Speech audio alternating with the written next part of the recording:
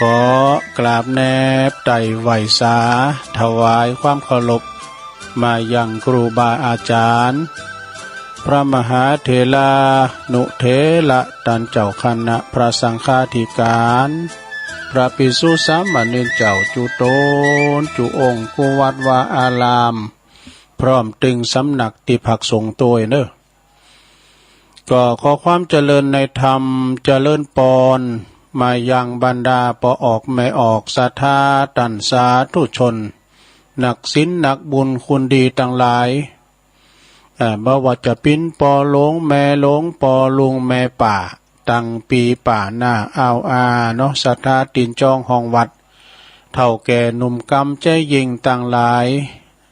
ตลอดถึงปอหน่อยปอนานปอจานลำวัดนักปราชญ์บัณฑิตปอคู่แม่คู่เนาะตีว่าคำแรงมาแล้วเนาะกินข้าวน้ำข้าวแรงกันปิ้นติอิ่มน้ำสำราญแล้วก็มุนคืนมาฟังรายการสารธรรมยามค่ำเนาะวันนี้เป็นวันติดนะตามปกติก็จะเป็นรายการอาจารย์พระครูอภิวัฒนาวิกรมนะแต่ก็บังเอิญวันนี้เปิ้นก็บ่สะดวกเด้อเนอะเปิ้นก็ติดศาสนกิจนะก็โทรมาหาตุลุงก็ไปไหนก็บริหารเต้นกันไปเนาะศรัทธาญาติโยมทั้งหลายวันนี้ก็มาปักกันวันติดเนาะก็จะขอบคุณทางสถานีที่เปิ้นหับสัญญาณตอนค่ำขอบคุณสถานีวิทยุแม่ขจารโมเดิร์นเรดิโอเวียงป่าเป่า FM FM 94.50 เมกะเฮิรตซ์เนอะของปอน้อยสุวรรณคุณแม่อานงพรหมมินก็เกี่ยวกล่องสัญญาณไปต่างหลายดอยนางแก้วพุ่นเนาะฟังกันไปขอบคุณสถานีวิทยุนะวัดห้วยตองซักตำบลขวงเปาอำเภอจอมทอง FM 98.75 เมกะเฮิรตซ์โซนไต่ซ้ายแต่ก็ฟังกันไปแล้วก็ลืมบ่ได้ก็สถานีวิทยุคลื่นพระพุทธศาสนาวัดไฟหินเฮาเนอะ FM 104.50 เมกะเฮิรตซ์วัดไฟหินเฮาองค์ขลงในเมืองก็ฟังกัน1 ชั่วโมงเนาะ ภายแรกนะภายหลังนี่ก็มียังหนักกว่า30 นาทีนะเปิ้นก็จะแตะสัญญาณไปรายการเปิ้นมีเนาะฉะนั้นวันนี้ก็ขอบคุณสถานีวิทยุวิทยาลัยสงฆ์นครลำปางวัดบุญญาวาสวิหารด้วยเนาะแล้วก็ตลอดถึงสถานีฟังทางฟังทางแอปทางไลน์ก็ดี มาพบมาปะกันกับพี่น้องศรัทธาญาติโยมทั้งหลายยามค่ำยามแลงนะแต่เจ้าก็ฝุ่นอ่อยมาหน่อยนึงเนี่ยที่นี่นะมอกไก่ตื่นเนี่ยฝุ่นโรคไรไก่ ฝุ่นตกไรไก่ก็หายไปเนาะเมื่อเจ้านี่ก็ตกลงมาวันนี้ก็ได้มีโอกาสเนาะไปแสวงบุญกับตังพี่น้องตังปุ้นตังโขแขตังเสาหินสีโบบานเนาะตังพี่น้องตุงยาวโดยกันนำของเมตตาบารมีธรรมหลวงพ่อบุญส่งโสภณจิตโตเนี่ยหลวงพ่อเจ้าอาวาสวัดเสาหินตำบลสีโบบานเนาะแล้วก็รถตู่ไปซองกันนะผู้ประสานงานบุญนั่นก็แม่ครูทองคำที่วงคำก็พากันไปนะไปก็คิดใจว่าจะไปปุ่นจะไปวัดพระธาตุดอยเกิ้งโอ้ไปเข้าพี่ว่าน้ำเริ่มมาปะโตน้ำยึงจากดอยจากปุ่นอันเขื่อนภูมิพลบนซะนะยึงมาแป๊บเดียวรถตำบลนาคอเรือวะเปิ้นว่านะเอารถไปขำได้เปิ้นก็มีเฮอนะเฮอหน่อยเฮอยนนี่นะก็เลยว่าปีกันนี่เพื่อว่าเปิ้นโถมาเป็น2-3 เดือนพุ่นโอ้ปีนี้ฝุ่นดีแต่พออย่างนั้นก็จะแพ้ทานทองที่โดยเต่านี่ก็ถ้ามีเนาะแม่กาในขายก็ได้ขายโคละก้าน่ะน้ำเหลือมาปีนี้เสียได้น้ำกึ่ง9-3ซะนะก็เลยไหว้รถปิกมาก่อนมุงตรงเบญเขมาดีวัดพุทธศรีคีรีที่วัดอาจารย์ท่านพระอาจารย์วรรณชัยชัยยานันโท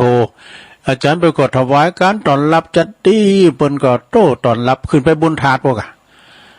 ไปปันสินปันป้อนแล้วก็ชั้นเข่าให้หันเนอชั้นเข่าได้ที่หัน จากหันมาก็มุ่งตรงมาเพียกามาตีคุณวินแต่ตุลุงเขาไปสกรรมน่ะตึกเอติคุณวางเพราะฉะนั้นศพคุณเนี่ยก็ศพวินวัดศพวินก็เลยพักผ่อนก็ได้ในวิหารศรัทธาไปก็ขึ้นไปศพวินปุ่นคุณวินปุ่นนะจากหันมาก็ปิกกันมาด้วยความปลอดภัยเนอะศรัทธาญาโยมเนอะขอบคุณพี่น้องตั้งเสาหินสีโบบานโคแคจำขี่มดตุงยาวนะเอาคนเฒ่าคนแก่ประกอบไปกันต้อนรับกันเป็นอย่างดีเนาะเอาละศรัทธาญาโยมทั้งหลายวันนี้มาปบมาปะกันแล้วบ่หือกัดเกี่ยวเสียเวลาตุลุงก็จะเตนำเตธรรมเนอะวิสุทธิยาวันนี้ก็มามีเจ้าภาพคุณแม่แสงจันทร์สมรูปพร้อมกับลูกหลานปอสมศักดิ์แม่เพนตัวเนอะแม่แสงจันทร์นี่เปิ้นอยู่ปุ้นป่าค่าเชิงดอยปุ่นนะดอยสะเก็ดปุ่นนะเนาะก็ฟังฟังทำกันไปเดี๋ยวก็มาอุมาจาใต้และกลางก็จะเปิดสายอย่างว่านะเพราะว่าองค์ขลงในเมืองในเปิ้นจะหับสัญญาณชงแหลกนะต่อไปก็ฟังฟังทำกันเนอศรัทธาเนอตุลุงทำอย่างมาพองจ้าไอ้นะวันนี้ตุลุงน้อมนำเอาประธรรมเทศนามาเนอก็มีเจ้าภาพกันตึงโลงตึงลายนะที่ฟังนี่ก็เป็นเจ้าภาพโลมเหมือนกันหมดแล้วก็เปิ้นมีเจ้าภาพที่แสงแจ้งความจำนงมาก็มีกันเดียวก่อนนะกันเดียวก่อนก็จะได้เอ่ยตั้งเจ้าภาพวันนี้เนาะก็ทำตีจะน้อมนำมาก็เคยฟังกันก็ไล่ตุนครูบาอาจารย์ตุลุงก็เคยเอามาเตก็แหวิสุทธิยานี่สำหรับทำตานไปหาอุทิศส่วนบุญกุศลไปให้ผู้วายชนก็ดีโดยเรียบเรียงโดยต้นฉบับโดยบุญคิดวัชรศาสตร์นี่เปิ้นก็เรียบเรียงมาก็ทำนี่ก็เป็นธรรมสอนสนาผูกเดียวจบนี่เปิ้นก็ในเนื้อธรรมเปิ้นก็ว่าอีนะเปิ้นก็ว่ามันจะมีตระกูลเศรษฐีถึง3ตระกูลด้วยกันเด้อ3ตระกูลใหญ่ๆมีเขาของเงินทองสัมปติหนักหนาป้าป่านผู้ตนหนึ่งนั้นมีชื่อว่าวิกปตินี่เศรษฐีตระกูลหนึ่งวิกปติตระกูลทุน2นั้นมีชื่อว่าวิลติส่วนทุน3นั้นก็มีชื่อว่าสุตวิหามักกะนี่ถึงเศรษฐี3ตระกูลนี่ก็มีลูกคุณละคุณตระกูลละคุณนะเศรษฐีถึง3ตระกูลนี่ก็สาระเขาของเงินทองปินต้านบ่ขาดเด้อเลงก่อนสาระเปลี่ยนต้านเปิดว่าต้านนี่คูณละเสียงละหมื่นละแสนก็มีแล้วเสียงคูณละหมื่นละแสนก็มีแล้วโอ้ตานกะทินก็เสียงเป็นหมื่นเป็นแสนกันเนี่ยเนาะซ้ำก็เอาหือลูกคูณละโกดดูสะท้ายโกดนี่นักเลยล้านนะเอาว่าโกดนักแล้วถึงก้านตื่อยู่ครับตื่นนักได้หมดพระเจ้าเก่าตื่นนะกันเนาะก็เอาหือลูกคนละโกดหน่วย10 ล้านหน่วย10หน่วย10 100 พันหมื่นแสนล้านแล้วก็มาโกดแล้วก็มาตื่นนะลูกก็ได้คนละโก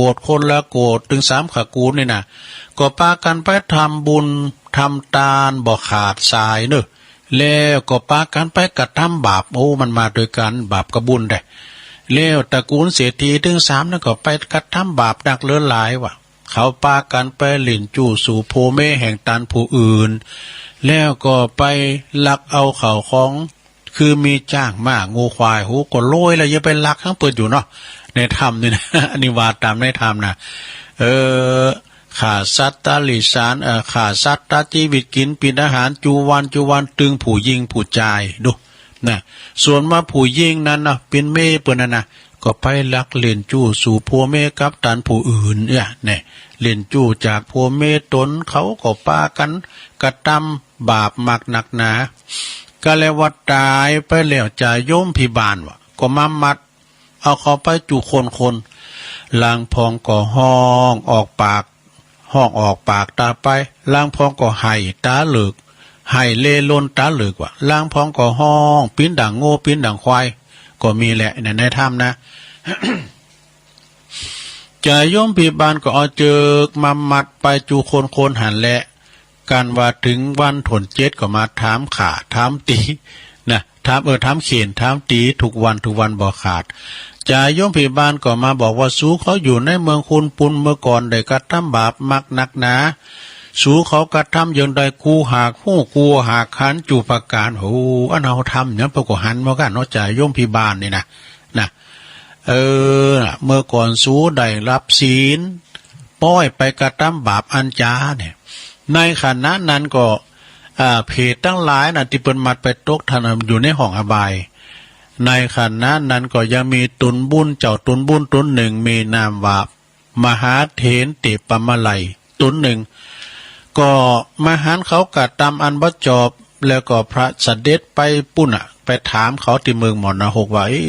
เหตุใดสู้เขาตั้งหลายจึงได้มาทะลุตุกอยู่ในห้องอบายในจ้าเนี่ยฝูงเพจทั้งหลายก็ตอบว่าเมื่อข่าเขาอยู่ในเมืองคุณเมื่อก่อนก็ได้เล่นจู้จากซุปจากพวกเมตโดนนี่นะได้ไปลักเอาเขาของเงินทองมีจ้างม้าโง่ควาย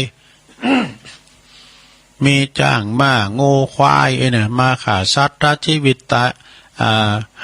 ได้รับสินจ้างว่ะหับจ้างขาสัตว์ชีวิตหือตาย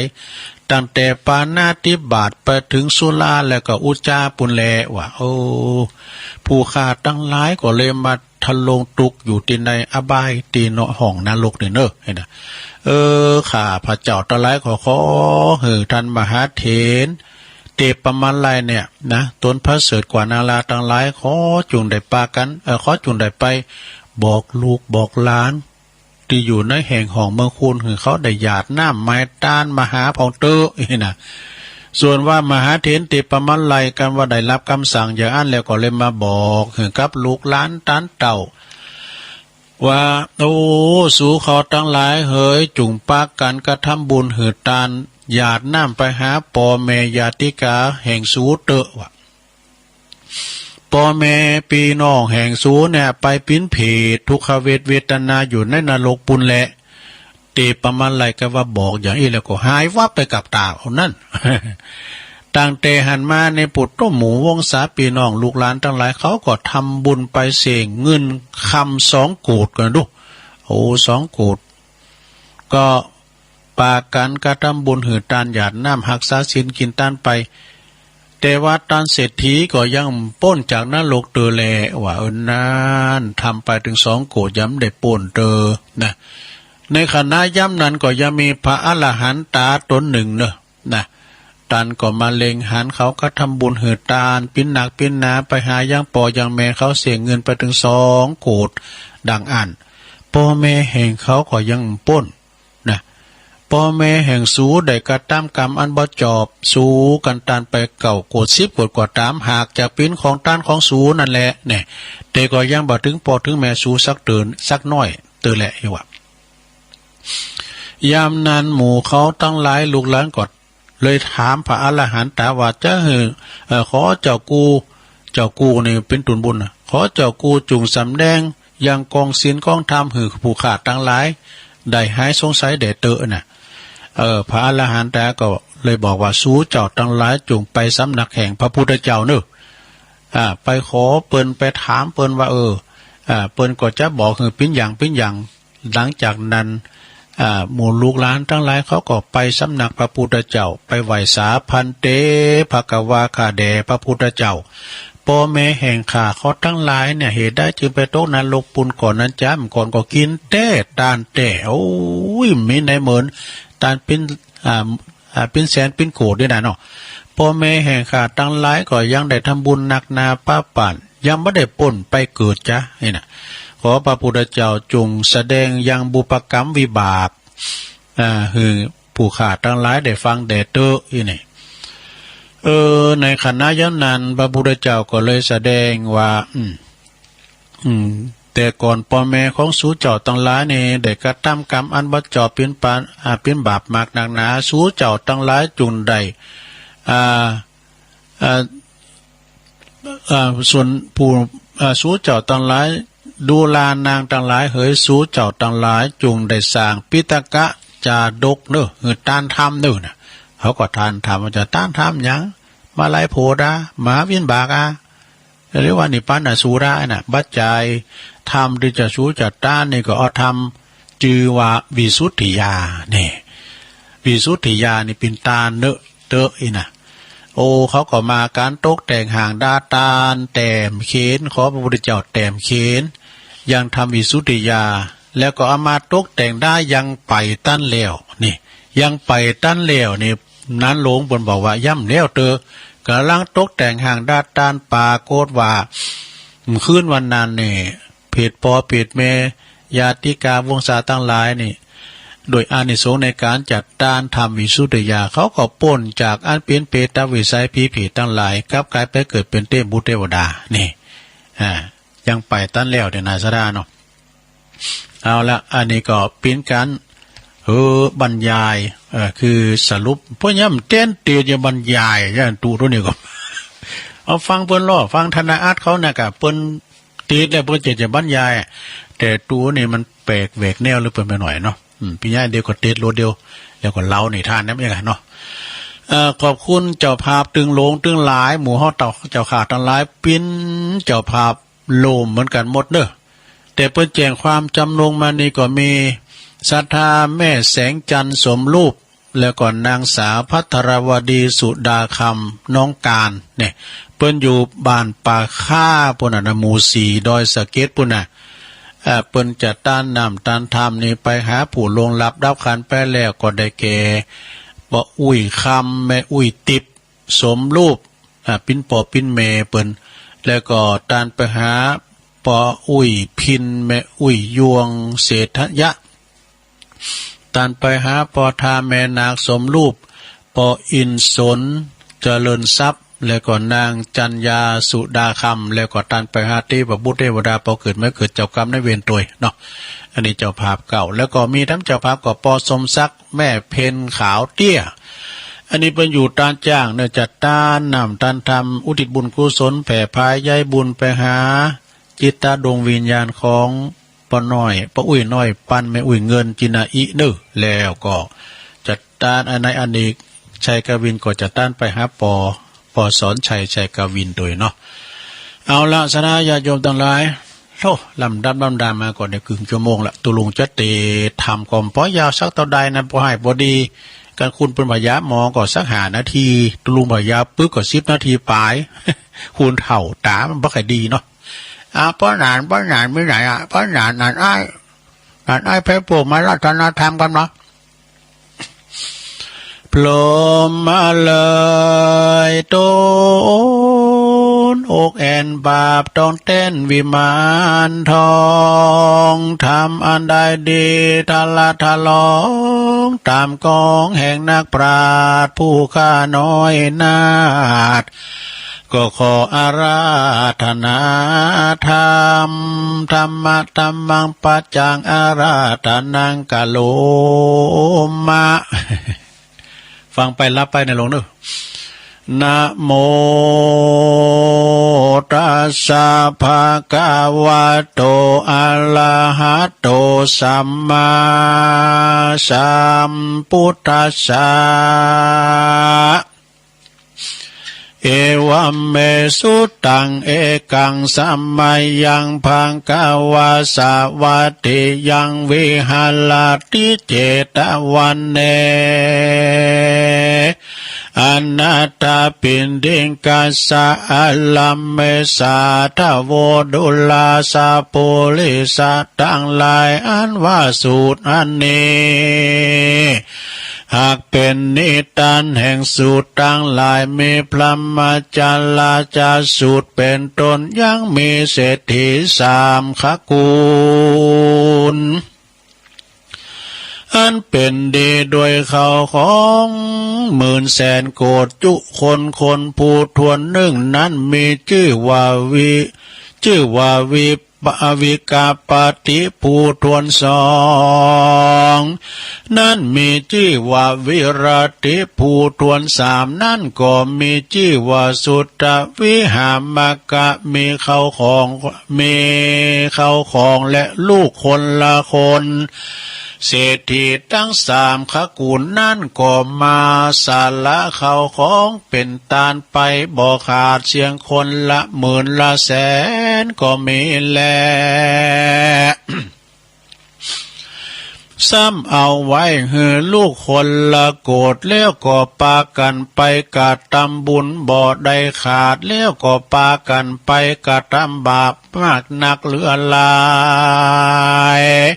เขาก็ปากันไปเล่นจู้สู่ผัวเมียแห่งต้านแล้วก็ปากันไปลักเอาเขาของอันมีจ้างมางัวควายข้าสัตตชีวิตมากินจุวันบอกขาดตึงผู้หญิงผู้ชายส่วนว่าผู้หญิงนั่นก็เอากันไปเล่นจู้สนุกกับผู้ชายผัวต้านผู้อื่นเล่นจู้จากผัวเมียตนเขาก็ปากันกะทำบุญกะทำบากมาบนานักนากันว่าตายไปแล้วจะยมพิบาลนะก็มามัดเอาเข่าจุคนลางป้องก็ร้องให้ร้องออกมาว่าตายไปลางป้องก็มาให้ร้องให้เล่ลนตาเหลือกลางป้องก็มาร้องเป็นดังงัวควายก็มีแล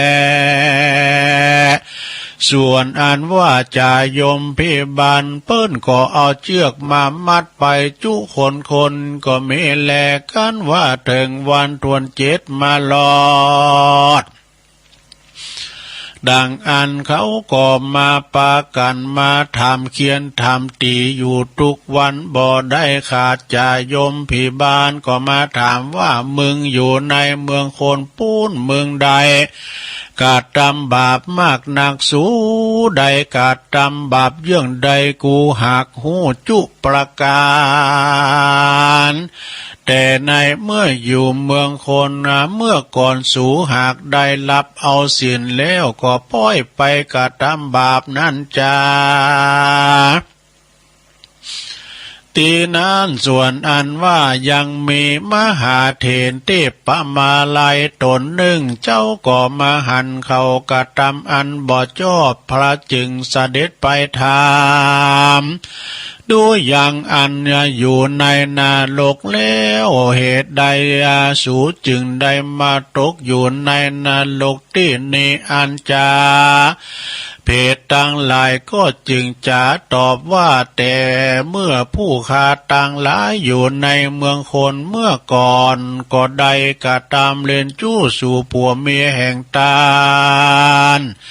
ได้ไปลักเอายังเขาของแห่งต้านมีจ้างม้างัวควายได้รับสินจ้างขาตาขาสัตว์ตัดชีวิตหือตายตั้งแต่ปานาติบาตไปจดถึงสุราและอุจจานั่นแลผู้ค้าต่างหลายจึงได้มาจมซ้ำอยู่ในที่นี้เมื่อนานแล้วแลผู้ค้าต่างงานหลายก็ยังบ่ได้พ้นเตื้อจึงขอหืดต้านมหาเถรเทพมาลัยเจ้าวะตนพระเสริฐล้ำเลิศกว่านาราต่างหลายขอจุงคุณนาเมื่อบอกแก่ลูกหลานเผื่อค้าต่างหลายอันอยู่ในแห่งห้องเมืองโคนปูนจิมเตอ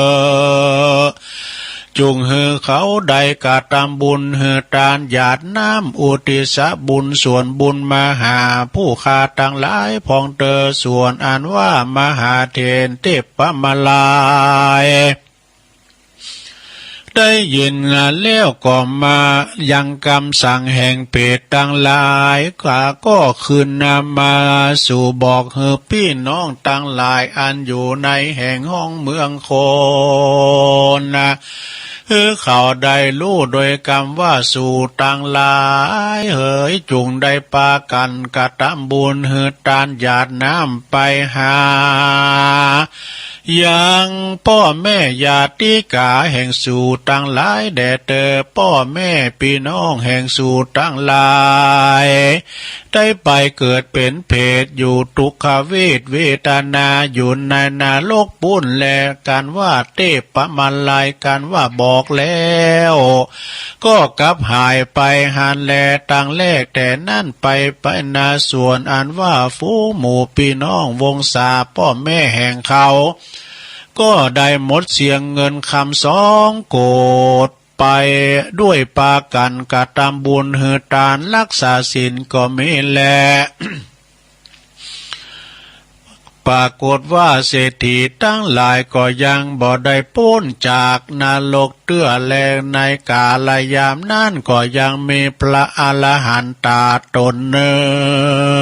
งด้านก็มาเล็งหันยังเขาได้กะทำบุญเฮือตานไปหาพ่อแม่แห่งเขาจนหมดเสียงเงินคำ2 โกฏดังอาละพ่อแม่แห่งเขาก็ยังบ่พ้นว่าอันพ่อแม่แห่งสูได้กะทำกรรมอันบ่ชอบแม่นว่าสูได้ตานไปเสียงคนละ9 โกฏ10 โกฏก็เต้าว่าเป็นของตานของสู่หันแลก็ยังบ่ได้ไปถึงอย่างพ่อแม่แห่งสู่สักเล็กสักน้อยแลยามนั้นเจ้าอะยามนั้นหมู่เขาก็มากมขาบวันตาพระอรหันตาว่าขอท่านเจ้ากูจงสำแดงยังกองศีลกองธรรมให้แก่ผู้ฆ่าต่างหลายแด่เตอว่าอันก็มีวันนั้นแลอาทะในกาลยามนาละพระอรหันตาเจ้าจึงกล่าวว่าฮือสูเจ้าตั้งหลายจงไปหายังสำนักพระพุทธเจ้าเตอว่าอันเตเสนาโตพระก็เทศนาฟังกันว่าท่านบอกแล้วก็ปากันตกแต่งได้ยังเขาตอกดอกไม้เข้าไปสู่อารามปูจาโดยสิ่งมีตนว่ากันทะของหอมต่างลายแล้วก็ไปไว้สาว่าพันเตภะคะวาคาไวพระพุทธเจ้าอ่านว่าพ่อและแม่แห่งผู้ฆ่าต่างหลายเหตุใดและได้ไปตกนรกอันจาเมื่อก่อนอยู่ในแห่งห้องเมืองคนเมื่อก่อนก็พ่อแม่แห่งผู้ฆ่าต่างหลายก็ได้ก็ยังได้กะทำบุญเฮือตานบ่ขาดสักวันเหตุใดพ่อแม่แห่งผู้ขาดจึงบ่ได้พ้นไปเกิดนั้นจาขอพระพุทธเจ้าจงได้เทศนายังบุพกรรมวิบากคือผู้ฆ่าทั้งหลายฟังแด่พ้องเตออันว่าผู้ฆ่าทั้งหลายก็หากได้สัลละเขาของจ่ายเป็นตานไปเสียงคนละ2 โกฏแล้วก็มีแลเมื่อนั้นพระพุทธเจ้าจึงกล่าวเป็นคาถาว่าสลามโนปิคาเตยะเยวะดังนี้แต่เมื่อยามมาพ่อแม่สูแห่งสูยามอยู่ในเมืองคนเขาได้กระทำปานบาปมากนักเขาได้เล่นชู้สู่ผัวเมียแห่งตาลส่วนว่านางผู้เป็นแม่นั้นก็ไปลักเอาเส้นไฟแห่งผู้อื่นอันหนึ่งเขาก็ได้รับเอาสินจางคาสัตว์ตัดชีวิตเอาสินจางคาสัตว์ตัดชีวิตมากินจุวันบ่ขาดแลดุลานางตั้งหลายสู่จุงปากันไปสร้างยังปิตกะจาดกหือเป็นตาเตอก็มีวันว่าอันก็มีวันนั้นแลส่วนอันว่านางตั้งหลายก็มาไว้สายถามยังพระพุทธเจ้าว่าพันเตภะคะวาข้าแด่พระพุทธเจ้าจักหือผู้ฆ่าตั้งหลายได้เขียนธรรมอันใดเป็นตาละไปหาพ่อแม่อันตายไปนั้นจะขอพระพุทธเจ้าจงเทศนาหือแจ้งแก่ผู้ฆ่าตั้งหลายแด่เตอ อาหะเมื่อนั้นพระพุทธเจ้าจึงกล่าวว่าดูลาท่านต่างหลายเอ๋ยจุงปากันสร้างยังทำวิสุทธิยาฮือเป็นตาเตอะว่าอันก่อฮือไปหาอย่างต้านผู้อื่นได้แต้มเขียนแล้วก็ปากันตกแต่งดาเขาตอกดอกไม้และก็ปัจจัยไปปูจาเอามาเป็นทานแล้วก็ทำบุญอุทิศส่วนบุญไปหาผู้อันตายไปนั่นเตอแม่นว่าฝูงหมู่เพศตั้งหลายอันเป็นพ่อเป็นแม่ญาติกาแห่งสูนั่นก็จักหายพ้นจากยังเป็นเพศนั่นนาหากจักใดพ้นจากพ้นแล้วก็ได้ปันไปเกิดในสวรรค์จันทร์ฟ้าและในละปานบ่อยาจะเล่นนากันว่านางต่างหลายได้ยินพระพุทธเจ้าเทศนาก็จึงมีจิตใจจมชื่นยินดีแล้วก็ปากันไปตกแต่งเอายังเขาตอกดอกไม้และก็ปัจจัยกันท่าของหอมต่างหลายเข้าไปสู่สำนักแห่งพระพุทธเจ้าแล้วก็ขาบเก่าไว้วันตาว่าพันเตภะกวากาแด่พระพุทธเจ้าขอจงสร้างธรรมวิสุทธิยาผู้ข้าตั้งหลายแด่เตอว่าอันว่าดังนี้แล้วเมื่อนั้นพระจึงสร้างธรรมดวงมีชื่อว่าวิสุทธิยายังไปตั้นแล้วยังไปตั้นแล้วเตื้อดังอ่านว่าฝูงหมู่เพศตั้งหลายอันเป็นพ่อและแม่แห่งเขาก็ปากันได้โพ้นจากอันเป็นเปตวิสัยก็ได้ไปเกิด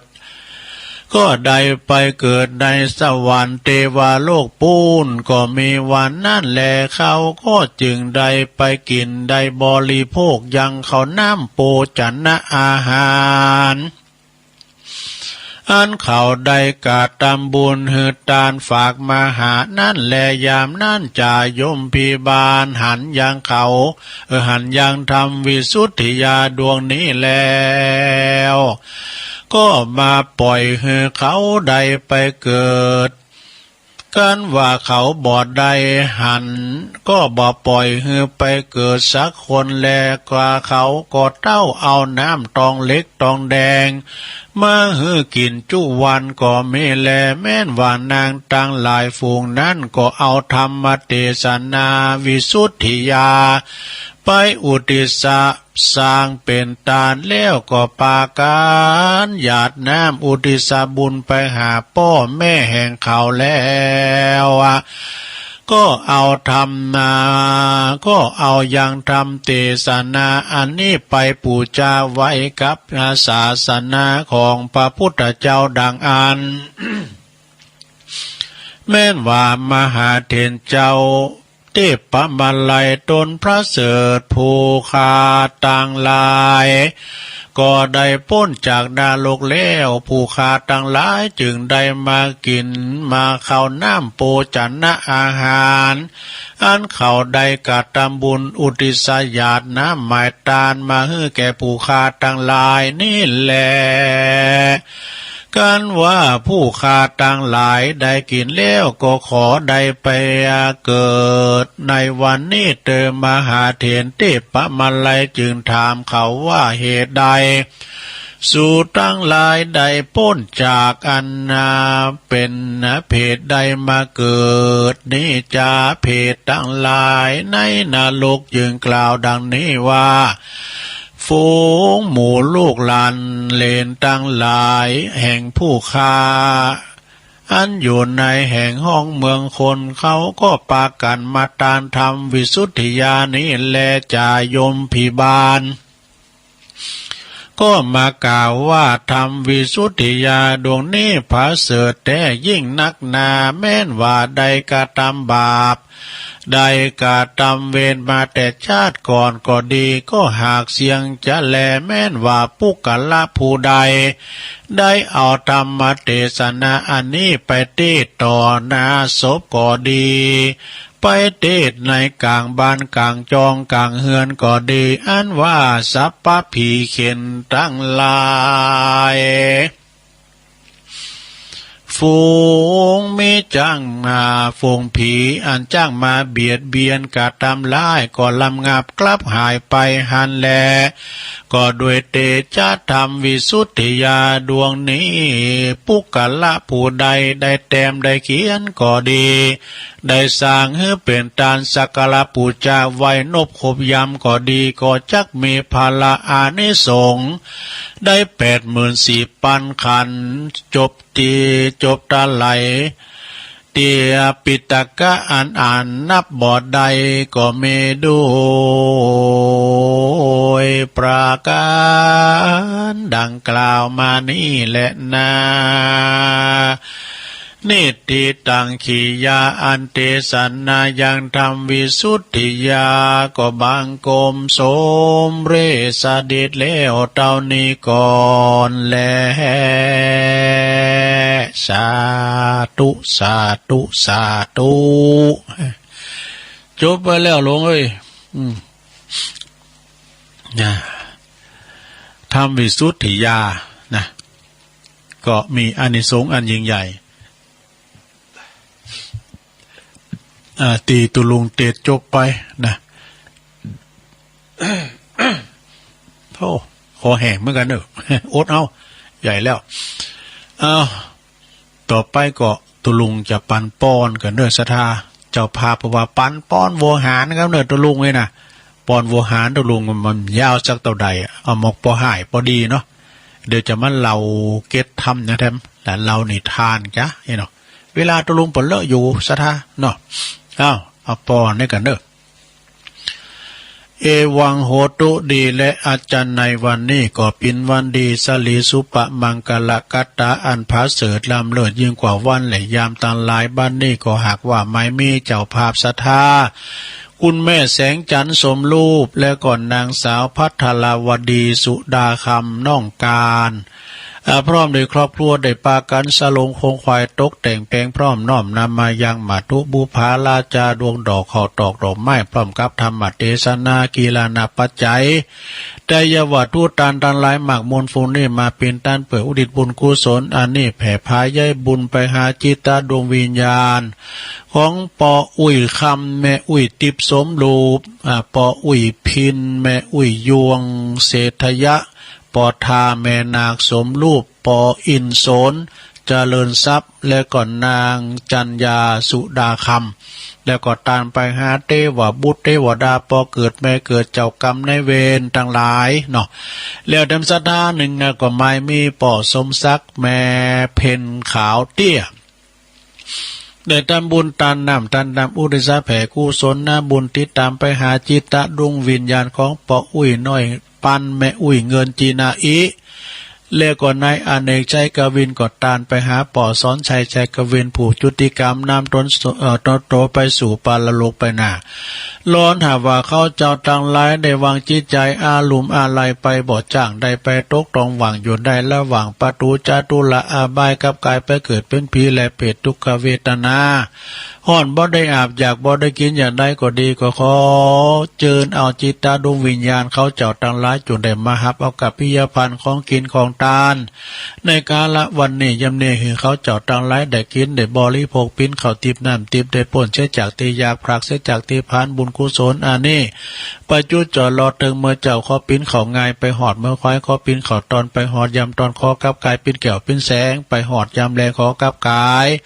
ปิ้นแผ่นเสื้อแผ่นผ้าไปหอดเมื่อหลากขอปิ้นเขาติบน้ำติบพาดานาสิปากการเหนือต้นโตเขาเจ้าตังหลายได้กินได้บริโภคป่นเสียจากตียากปรักเสียจากตีตุกได้เสวยความสุขในสัมปรายภพนั่นจุงจักเมบุญกุศลอันนี้ก็ขอเป็นผลสะท้อนยอดมาสังพิทักษ์ปกปักษาษายังครอบครัวของคุณแม่แสงจันทร์สมลูกและก็นางสาวพัทรวดีสุดาคำแล้วก็พ่อสมศักดิ์แม่เพนขาวเตี้ยพร้อมด้วยศรัทธาตึงโลงตึงลายตึงโมดนะได้อยู่ดีมีสุขอายุหมันควันยืนมีโจกมีใจหิมากาขึ้นอยู่ก็คือมีใจไปก็คือมีโจกมีลาบเด้อสมดังปรารถนาจุเยืองจุปการนั่นจุงจักเมยะทาวาลิวหาปุลาปาลิปุเรนติสากัลลังเอวะเมวะอิโตตินังเปตานังอุปกปปติ อิสิตังปฏิตังตุมหังคิปะเมวัสสมิจตุสเปปุเรนตุสังกปาจันโทปนาลโสยถามณีโจติลโสยถาโสยติธรรมโมจะอายังนิทัสสิโตเปตานะปูจาจักตาอุลาลาภรัญจภิกขุนามะนุปัตตินังตุมเหหิปุญญังปสุตังอานาภกันติสัพปีติโยวิวาจันตุสัพพะโลโกวินาสตุมาเตภวัตวันตาลายโยสุขีติคายุโกภวะอภิวาตานาสีลิสนิจังวุตาปัจจายโนจัตตาโลธรรมาวัตันติอายุวันโนสุขังปะลังเอาแล้วศรัทธาญาติโยมทั้งหลายฟังนำฟังธรรมวิสุทธิญาจบไปปันศีลปันปอนหือไปปิ้นตีเรียบร้อยเนาะก็ขอบุญกุศลปกปักรักษาเจ้าโมระศรัทธาทั้งหลายได้ฟังเทศน์ฟังธรรมด้วยกันในคำของคืนวันนี้ก็ได้มาเทศน์นำเทศน์ธรรมเมื่อศรัทธาญาติโยมทั้งหลายเนอะก็จะไปลืมนะศรัทธาประกาศสักน้อยเนาะวันพุกนี่เนอะวันพุกนี่ก็ 18 เก่าก็วัดน้องโหลในตำบลยางครามเปิ้นจะร้องปริญธรรมเก่าประโยคเนอะของอาจารย์ท่านพระมหา พงศพรปู่สวนเนอะเริ่มวันพุกนี่ก็ทักษิณาแล้วก็จะมาสืบชะตาวันที่เก่าไปกินแปะตานไปรวมมุดิตาจิตกันเนอะที่วัดหนองลั่วตำบลยางครามแล้ววันที่1ก็ที่วัดทรายมูลวัดทรายมูลในวันที่1นี่เพิ่นจะมีงานจะลองอายุวัฒนมงคล72 ปีของท่านพระครูสังวรศิลาภิลักษ์วัดทรายมูลตำบลแม่กะเนาะแล้วก็งานข่าวสารงานบุญต่างๆก็ก้อยว่ากันนำกรรมเนาะอันนี้ก็อ้อยสองข่าวก่อนจะมีมาผูกวันหื่นนี่แหละเนาะต่อไปตัวลุงก็จะเช็คคืนทางองค์ขลงในเมืองกันเนอะเปิ้นมีมาก็ขอขอบคุณที่เปิ้นตักตายมาตั้งลายแม่สีทอนจากไซปาการ กลุ่มเทพาลักษ์แล้วก็มีคุณแม่กันดาสีเนตรแม่จิรพันธ์โมป้อแล้วก็โยมยุพินหอมมาลาปีน้อยจากแม่หยวกจมลมสกาย76โดยอุ้ยน้องด้วยเนอะไม่อุ้ยน้องแล้วก็นิมนต์สถาวันพุกนี้ก็อาจารย์ประครูเป็นนิมนต์ตัวลุงแตนทำแล้วเนอะวันพุกนี้วันจันทร์แตนท่านมหาสมชาติเปิ้นไปเข้าปริวาสว่าวันพุกนี้ตัวลุงมาอยู่เนอะสถากำลังหันไล่เนาะอันนี้เปิ้นว่า3 ถึง 5 โมงแล้วก็เปิ้นจะเข้า5 โมงถึง 6 โมงอีกเนาะปลูกปักกันอยู่ในสนามบุกเจ้าแล้วก็คลื่นสีขาวตัวเนี่ยอันนี้เป็นต่างมาทำใจทำไหวสานะครับหลวงพ่อแล้วก็แม่ครูทองคำที่วงคำถึงเฮิร์นแล้วก้าแม่ครู เปิ้นไปนำเที่ยวแล้ววันนี้เป็นนำโทอันนี้ก็ตักตั้งหลายไปจะเปิดสายสักน้อยสนะเปิดสายช่วงแรกสักน้อยเนาะแต่โทรกันขอกดโทรมาที่เบอร์0899556506สัก2-3 สายนะจะมีก่อพี่น้องตั้งองค์ขลงในเมืองกันเดียวก็จะส่งกระแสเสียงประเดี๋ยวนี้ก็ส่งไปตั้งหลายด้อยนางแก้วพุ่นเนาะตั้งวัดตั้งงานอำเภอเวียงป่าเป้านะเวียงป่าเป้าเจริญปอนครับกราบนมัสการครับผมโอ้พี่น้องหลายด้อยไหมก่อนนี่เจริญปอนเดี๋ยววันนี้งั้น3 ชั่วโมงแล้วก็จะมาก่อนครับมากับวันนี้มาแน่นอนวันนั้นเดี๋ยววันนั้นใจนี่อยู่แล้วมากับเจ้าอย่างมาได้ถ้าฟังเด้อครับยินดีพี่อ้ายเนาะเดี๋ยวถ้าฟังเจ้าไปตันวัดเปิ้นหะกะเจริญปอนเดี๋ยวว่าเจ้าทุลุงฟังอยู่นะแม่สายทองก็ทำเนี่ยแม่สายทองวิสุทธิยาก็เคยได้ยินทุลุงเต้นเนี่ยฝนตกหนักขนาดนี้เดี๋ยวอันนี้หน่อยเดี๋ยวบ่หลายเก่าโอ้ตกหนักขนาดมื้อตะปุ่นยินดีแม่สายทองเด้อพวกเจ้าฟังกันแถมที่3ก็มาอยู่เจริญปอนมาสการ านเจ้าจุลุง โอ้ยายพรลองโบแดง ร้องที่ที่ใหม่พอดัง โอ้อีกาซื้อให้ใหม่กาไหลมันเท็ดๆปันปลายกันนี่ เกี่ยวมาได้ว่า ดีกะอย่าฟังไปติ๊กๆกำลังไหลมันเท็ด อยู่ชาๆแบบนี้วันนี้ขอเอาก็ไม่ เอาไอ้กำหนึ่งนั่นนะความสุขในใจเด้อความสุขตั้งใจยินดียายพรเด้อสุขตั้งใจคำมาก็ได้ยินเจ้ามาก็ได้ยินแม่เอ้ยเจริญปอน ไหวจะนะจะลุง คุณเถ่าโบกก้างมาแล้ว นี่หนูฟังคำกับโมเนี่ยเนาะ คุณเถ่า พวกเจ้าก็มีอยู่นะ พวกเจ้าได้เต้นท่านอาจารย์มหาสมศาสตร์เปิ่นไปเข้าปริวาส พวกเจ้าจะเมื่อปลาดีจะเจเนี่ย ยินดีเด้อคุณเถ่าโบกก้างเจริญปอนโอ้หลวงพ่อกฤษเนาะ ฝนตกเลย ฝนตกนิดหน่อย เอาให้สุด ตกกันนอกแผ่นดินลายเนี่ยมันไม่ตกหลายไม่ตกมากพระตอนพูดนะตกเขามาใหม่เป็นรู้ไปคนเดียวเนี่ยเจริญปอน ครับไว้สาครับตุลุงหางวันนี้แทนเพิ่นเนาะ แทนนั้นอาจารย์พระครูเป็นปฏิบัติศาสนกิจแล้วเตยกะ ผู้กันวันนี้ พวกเจ้า3 โมงตี 3เนาะ เมื่อค่ำนี้เต้นใจกล้า อันเดียวท่านพระครูเขามาท่านอาจารย์วรรณชัยเขามาวันนี้เปิดลุงดอยเนาะบุตรเปิดมาจัดเนี่ยกะเตียนปักตั้งเจริญพอฟังเจ้าแล้วเนาะ ครับแต่เจ้ามือก่อนเต้นแล้ว ป่งน้องโอ้ยินดีกับปอหลายๆเนอะ ครับโอ้สาธุไปหลายคืนไปไหนเนอะก็เดี๋ยวก็ฟังอาจารย์พระครูทั้ง3ตัวเจริญปอน จะไปสาเจ้าตัวลุง อยู่ตั้งได้ไหม อยู่เจ้าหลวงพ่อหาเจ้า โอ้ไม่หลงอ่ะ ไม่หลงสายฝ ติด น ยากอย่างเจ้าลุง แต่ ว่าติดยากแต่ว่าโทรกับราชกรรม ติดแล้วโทษเดี๋ยวก็ฟังตุลุงเขาทำเด้อต่อจากตุลุงเลยนะ3 สมองโดดปีใหญ่เป็นว่าสมองอันนี้เป็นสมองไหลแท้ๆเนี่ยนะ เข้าขาก็ได้ มัน เนาะ สมองเพื่อเข้าค้ากันนี่กับพ่อโทโอ้ดีกำแล้วตุลุงกับเป็นแฟนคลับรายการเปิดตลอดขอบคุณแม่ลุงอนุโมทนาสาธุเข้ามาทำอยู่เจริญปอนเจ้าฟังอยู่เด้อ แม่ยังรายงานตัว แม่เสียงลาวังเจริญเจ้า แม่แสงหลานะ ทำแต่นวลนี่แจ้เนาะ ทำอยู่สุติยา ตอนแรกนะเจ้า